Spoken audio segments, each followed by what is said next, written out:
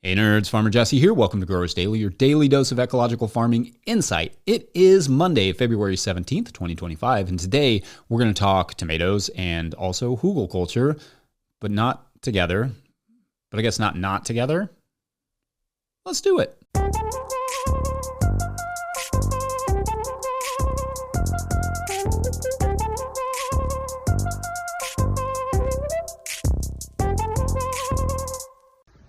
All right, so it is Sunday morning, and I am out kind of just walking through the farm. It is snowing now. Was raining for multiple days. You can see, if you're watching this on YouTube, this is a wheelbarrow that was empty on Friday, and it is now almost entirely full of water because we've gotten 4 or 5 inches of rain. My entire farm sounds like this.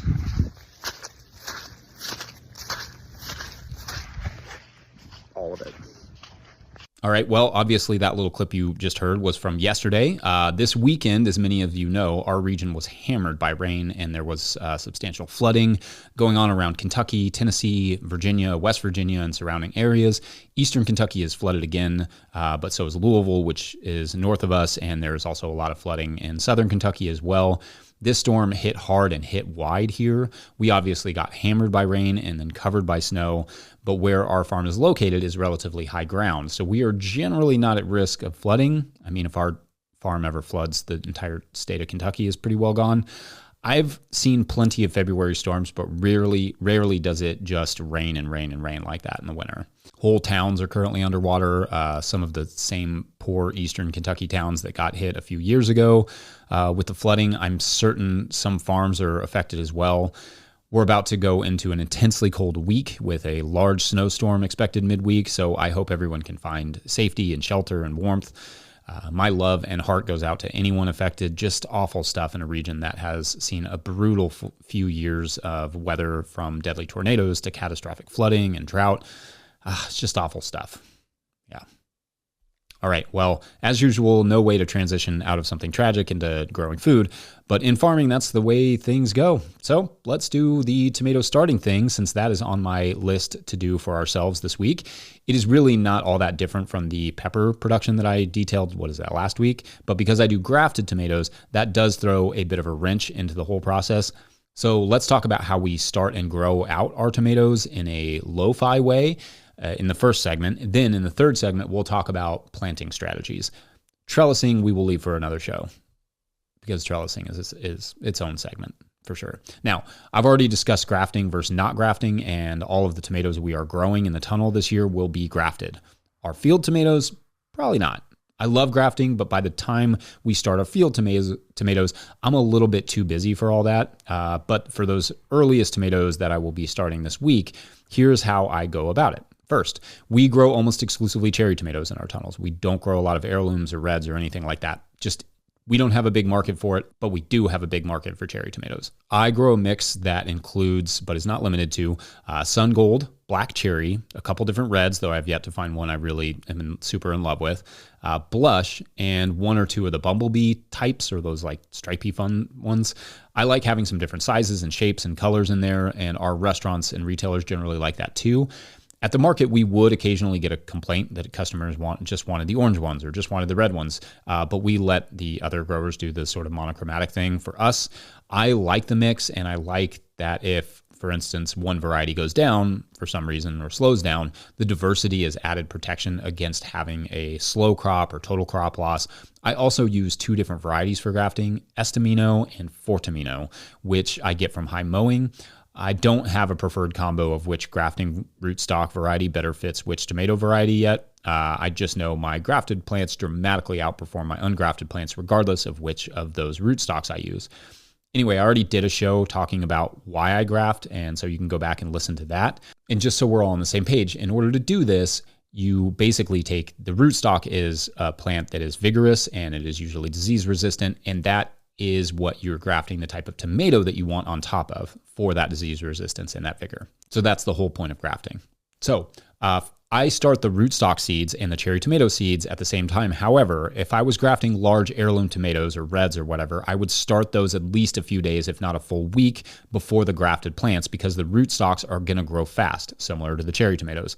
The heirloom plants are going to grow slow, similar to molasses. Anyway, rootstock seeds are still just tomatoes. So in terms of starting, it's all kind of the same thing. We start those in 2-inch soil blocks or 72 cell wind strips, placing 1 seed per block with at least a couple extra blocks, getting 2 seeds in case a few don't germinate. In that case, we will take the extra plant, pluck it out, and plant it into the block that is missing a plant. So basically what you'd see is like some of the blocks would have 2 plants in them, some of them had 0 plants, and then you just take one of those ones with 2, you just pop that plant out and put it in one of the empty blocks. Simple enough. That to me is just easier and more time efficient than using the mini blockers for our soil blocks and then potting those up to 2-inch blocks. Anyway, I just find that faster. Next, we will cover those blocks with the seed in them lightly with a little bit of soil mix and get them to that warm temperature that tomatoes like, roughly in the 85 degrees Fahrenheit range or around 30 degrees Celsius. So like tank top weather. I don't wear tank tops. I will never subject you to that, but that's what I would imagine tank top weather is. Now, they will still germinate as low as 59 degrees Fahrenheit, which would be like 15 degrees Celsius. And I'm always amazed at the volunteer tomato seedlings from last year's crop that germinate in our high tunnel in February and March when I'm trying to grow other things. But the colder it is, the longer this germination process will take. At the warmer temps, you are looking at roughly 4 days to germinate. Cooler temps, and you are looking at a week or 2 weeks or more. A heat pad works well for getting the right temps, or you can use a space heater. A greenhouse can work well if it's sunny, but the late winter is not exactly known for its sunshine, at least not here in Kentucky. We usually germinate them in the closet with our hot water heater and furnace, which is in the mid 70s most of the time. And that works fine for us. Just got to watch for germination so they don't get too leggy. Like if they germinate and just grow in the dark, they will get really tall and big white stems. You could also build a germ chamber, and those can be constructed by converting an old fridge with a heater, a thermostat, and something for humidity, but we'll discuss DIY germ chambers another time. My hot water heater and furnace in the closet, that's kind of my germ chamber. A heat pad works pretty well too. Basically, like having learned to farm on an off-grid, lo-fi farm, that's often where my brain goes to those sorts of solutions, but certainly these things can be done more efficiently and cleanly. Now, in an ideal scenario, you have enough heat and maybe even some supplementary light to keep them growing without ever having to move them. That would be ideal. That is not always the case, though, so you may have to move them into the house at night when the forecast is dropping below a certain temperature, which on really cold nights, even with a space heater out there, we move them inside anyway, just as insurance. You can get a digital thermometer that will send you alerts straight to your phone if the temps get drop too much, which is cool, but for me, what's also cool is not having to worry about it in the middle of the night. So I'm a bit of a warrior, not to be confused with warrior, which I'm definitely not. And I like my sleep. Also, a worthwhile point on this is if you do move them inside, don't put them somewhere so warm that they want to grow a lot without sunlight. That will make them leggy as well. As for the grafts, if they are starting to outrun the regular tomato starts, we will move them to a colder part of the tunnel to slow them down, say near a door or near the plastic. The idea is to keep both the graft and the tomato plant itself the same size, the same diameter as much as possible, because when you attach them, you don't want to be attaching different sized stems. It won't work as well. If you are not grafting, then you just want to grow nice, thick stemmed tomato starts. If you are grafting, I would just watch the video I did on grafting, which I will link in the show notes, with any other relevant tomato videos I've done. I will also talk about grafting on the week that we actually do the grafting. Now, I just want to make sure it's clear. I am planting the tomatoes I'm talking about here inside of a tunnel, which I usually shoot for the first week of April or so. We could not plant that early outside here in Kentucky in Zone 6B. Outside, tomatoes don't go in before the second week in Kentucky generally. You can maybe pull off the first week if the weather's nice, but I usually wait till the second. Derby Day is kind of the tradition. So if I'm only planting outside, I'm waiting another 3 or 4 weeks before starting my tomatoes. For outdoor tomatoes, give yourself 6 to 8 weeks before your last frost, depending on how much space you have to grow them out. Or just buy transplants from a trusted farmer. Buying transplants, in fact, could make a really good show topic, because when you get bad transplants, that can stop you before you even start. Anyway, we'll do potting up and planting in the third segment, but at first, a little Hugelkultur aperitif. Sounds tasty. BRB. Today's episode of Growers Daily is brought to you by Farmhand. I don't know about you, but I got into farming to be in the field growing food for my community, not creating elaborate pack lists, not writing newsletters or responding to emails, not designing and maintaining web stores, and etc. And I especially don't enjoy doing those things after an already full and fulfilling day of growing food. Actually, if I spent less time on my phone and behind the computer, that would be great. If only there were a solution for that. Enter Farmhand. Farmhand is the only all-in-one virtual assistant built by and for farmers. With one single platform, Farmhand enables you to offload your administrative tasks, send and manage communications, and sell more to your customers. Farmhand saves growers an average of 6 hours of administrative load each week. That's 6 hours so you can get back into the field, spend more time with friends or family, or have a life outside of the farm, which is actually a thing. Think about it. What would you do with an extra 6 hours a week? Sign up for a free trial with the link in the show notes, because now is the best time to dial in those systems for the next growing season. Follow the Farmhand link in the show notes to learn more. All right, back to the show. If you, the listener, are enjoying this content, getting even a small amount of value from it, consider supporting our work over at patreon.com/no-till-growers.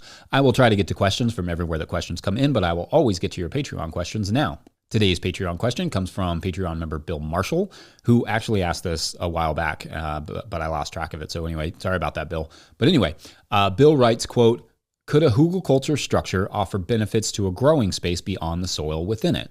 What I mean is, if a hugelkultur mound were constructed in some proximity to a garden bed, i.e. your hedge wedges, would it have the capacity to offer its stored nutrients, moisture, etc. to adjacent plants via fungal networks? Could a hugel bed also be used at the base of a slope to absorb / slow runoff of rain, topsoil, etc.?" End quote. Okay, so fun question / questions there, Bill. So first, for the uninitiated, hugelkultur is considered a somewhat ancient practice from Germany and Eastern Europe, though evidence isn't really robust in terms of how old it is, which is typical of a lot of ancient techniques that people assumed were just slow and backwards when they found them, and naturally inferior to however it was they grew food. Anyway, it's an old German or Eastern European technique that involves digging a trench and laying logs on the bottom with smaller and smaller debris on top of the logs, with manure either in a layer or mixed in, then soil, then compost on top, potentially with a mulch to stop weeds, or some variation thereof. Basically, you create a mound, a raised bed of sorts, of soil and carbon that will slowly break down and create some long-term fertility, or at least that's the theory.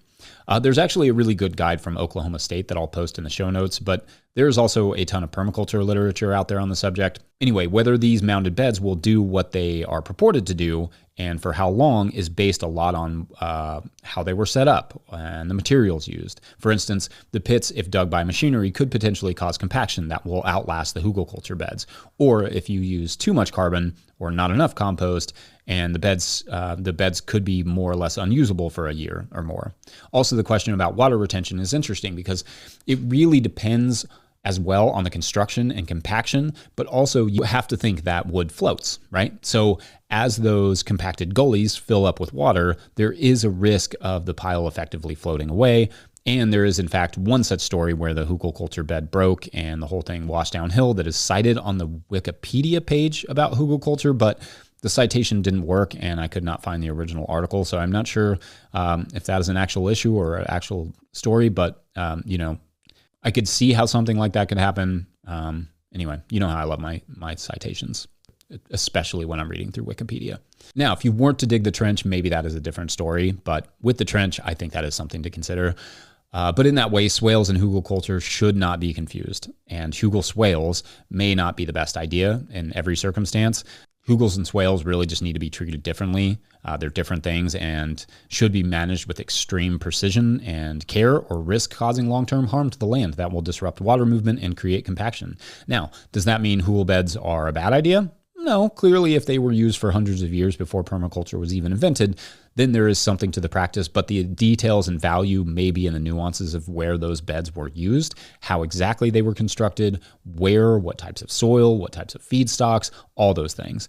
But in an ideal situation, especially with perennials involved nearby, I could see them benefiting the rest of the garden. They can also house rodents and snakes, which I suppose could go either way on the beneficial arc, but probably wind up being beneficial. So I guess for me, the answer to whether or not they could have benefits extending beyond the bed itself depends a lot on the construction, but also that's a lot of work. So it's hard to say if it's worth any of the potential extensive benefits for most of us. So I don't know. But I do hope that helps, Bill.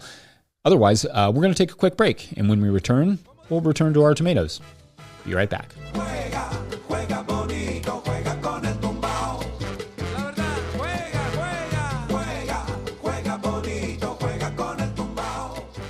Today's episode of Growers Daily is brought to you by GrowSmart. Curious if your soil will be ready for planting this spring? GrowSmart can help you find out with their at-home soil tests. They'll ship it right to your door. Just send it back with your prepaid shipping and you'll have your lab results in just 2 business days. Their reports are simple with tailored seasonal recommendations for fertilizers and amendments. Order now at growsmart.com and use the code DAILY for 10% off. That's DAILY. Begin your soil prep now for a great spring with GrowSmart. All right, back to the show. All right, so we're back at the tomatoes now. They are a few inches tall, starting to take over their respective trays, or so we're pretending. We have kept them watered and happy up until this point, but they need more space. This is where we would pot them up, sometimes called potting on, meaning move them into bigger blocks or containers, giving the roots and the plants more room to spread out and grow. Usually, if using cells, you go into 3 or 4 inch pots. If using blocks, you go into the bigger 4-inch blocks or into soil balls where you basically just create a ball of soil mix around the start. It's pretty easy to, and kind of fun to do. And especially on a small scale, it makes more sense than spending $103 on a 4-inch soil blocker. I own that blocker. It's a good tool. I do not use it enough, and it does not save me enough time to justify $100 on our farm. Your farm may be different. If you're doing thousands of transplanted tomatoes, peppers, and eggplants, the 4-inch block makes sense. Anyway, I pot them up, and if using grafted plants, you cannot have soil above the graft. That goes for both planting and potting up. Can't go above the graft. Otherwise, you have just planted an ungrafted tomato plant because the top part, the scion, will root out and grow without using the rootstock, which defeats the purpose by bypassing the rootstock's benefits. Anyway, after potting up, we grow them until it is time to plant. Now, if you are not using grafted tomato plants, you can bury them a little bit in the pot. So like as you're potting up, don't be afraid to put some of the soil mix above the base of the plant. Anyway, after potting up, we grow them until it's time to plant. If they start to look hungry at all, we will fertilize them with a little bit of fish hydrolysate following their recommendations for dilution, whatever company we got it from. And before they go into the ground, the plants, we will soak the base of the plant in Jadam microorganism solution. I'll link a video to that in the show notes from Chris Trump. It's just, for me, it's one of the better ones for root application. I don't spray it, but I do apply it to the roots just because we've had good success from it, or at least seemingly good success from it. For planting in the field, you typically just do a single row, lightly pruned if at all. In the tunnel, it's a different story because we generally do 1 row down the middle on what is called a double leader system, meaning 2 different branches of the same tomato plant are trained up their own string. If you're grafting, it's a helpful way to get the cost of labor and expenses down to get 2 plants for the price of 1. Then we plant those tomatoes at 18 inches apart, but you could go as close as 8 inches. That just means an absolute ton of pruning for airflow as well as fans and a really refined fertilization situation. I'm not that hardcore. 18 inches is plenty close for me. This year, I may actually cut it back to like 2 feet or more between plants, around 61 centimeters. But that's because we're taking it vaguely easy this season. Easy, I guess, compared to past season, not to probably normal gardeners. Again, grafted tomatoes cannot go into the ground below the graft. Same thing. Ungrafted tomatoes can be buried up to the top leaves. Just make sure to trim all the lower leaves off first. The challenge with grafted plants not going deep is that they can break from mishandling or the heavy winds. This is another reason we don't really use grafted tomatoes in the field because we don't want them breaking. I usually like to add a nice compost to the base of the hole where I plant the tomato plant to just give it a little bit of a nice good start and fill it in with water just to kind of water it in if it's at all too dry to ensure the tomatoes take off like a rocket. A rocket that doesn't leave the ground. Kind of a weird rocket. Now, I wouldn't use like a highly fertilizing compost like chicken manure or something because then you're just going to get like a really robust plant with no tomatoes. Just like a nice light amount of good well-rounded compost. And I mostly do that because we're also doing such intensive planting. Like when you're doing 2 plants out of 1 plant, you generally have to have more fertility. So yeah. Anyway, that's the basics, and we will slowly dive into all the details over time. Otherwise, Monday is done day. Mark it. So I'm going to end it there. But before we go, I want to give one last shout out to the good folks over at Rimmel Greenhouses for making this show possible and, in fact, my tunnel tomatoes possible because they're going into my Rimmel greenhouse. Anyway, whether you're growing tomatoes for market, flowers in the spring, or vegetables for your family, growing in a high tunnel, protected from the weather, provides the right environment for a harvest you can count on. Rimmel greenhouses are strong, durable, and easy to assemble, offering the quality you need to grow productively year-round. The team of experts at Rimmel Greenhouse Systems will be your trusted partners to ensure you get exceptional value from your greenhouse or high tunnel investment. Visit Rimmel.com today to get growing. Big thanks to all of our show sponsors. Huge shouts to Willie Breeding for the theme music and the team over there at No-Till Growers. Also, shouts to Epidemic Sound for the background music you can hear. Pick up a copy of the Living Soil Handbook. It is like running a week behind because our delivery is a week behind. So anyway, pick up a copy of the Living Soil Handbook and expect to wait a few days, or a copy of the Seed Farmer over at notillgrowers.com to support this work. Big thank you to everyone at patreon.com/notillgrowers, where at a certain level, or if you just bump up from one level to another or sign up in the month of February, you get a shout out on the show. So big shout outs today to Jeru, Justin Van Dyke, Benjamin R. Miller, Carol Faber, I'm not sure, both maybe, Molly Tata.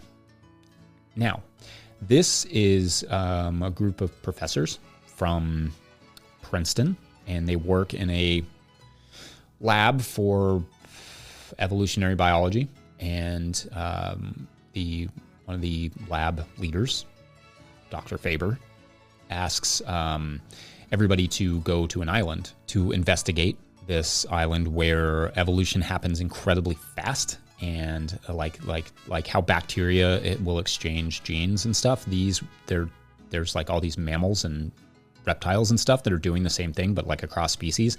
Anyway, all sorts of mysterious things are going on. They're trying to figure it out, and trying to understand this and potentially cure this or utilize it or something. And then also some of the turtles have wings, which I just think is interesting. Yeah. Just like picturing it. Winged turtles. Yep. All right. Well, thanks for watching and/or listening. We will see you tomorrow. Bye.